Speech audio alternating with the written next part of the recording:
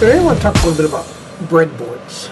Breadboards are something that you're going to use a lot of as you're trying to put together projects. It saves you from doing a lot of soldering and trying to connect things. Breadboards are really very simple. When you look at them, there's always going to be a line down the middle, and then there's going to be two sections on either side. Some breadboards will be double, but for the most part you have a single line. And then you're going to have the power buses along the edge. Now, on most all breadboards, those buses will come off if you want them, but you want to leave them on. You'll find a lot of good use for it.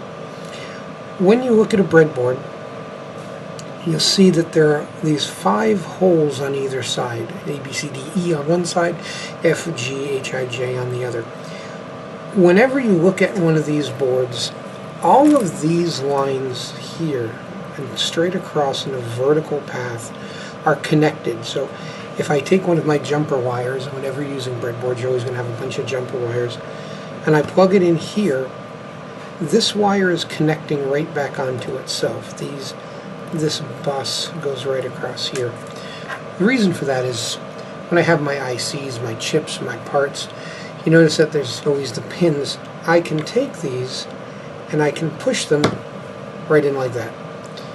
Now if I want to connect to this wire here, I can just plug in and I have a wire connected to it. Whenever you get a breadboard, you're going to get a bunch of wires. Almost always you'll have all different colors.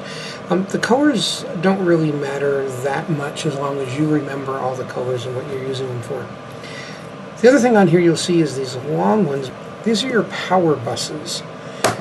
These connect all the way across the board. So if I'm going to use a battery for a project and I connect my negative to my negative, and then I'll grab a positive wire here.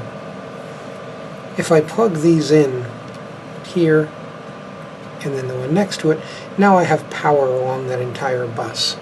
And the reason you have 2 is frequently you'll have 2 different voltages that you're using for something in your project. So breadboards are really very simple. It's used to plug in things to test it so I don't have to solder.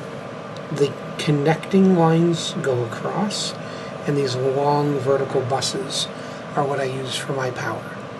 In a couple lessons we're going to start playing with this and you'll see how it works a little better. But for now, just remember that everything across connects and the long buses connect.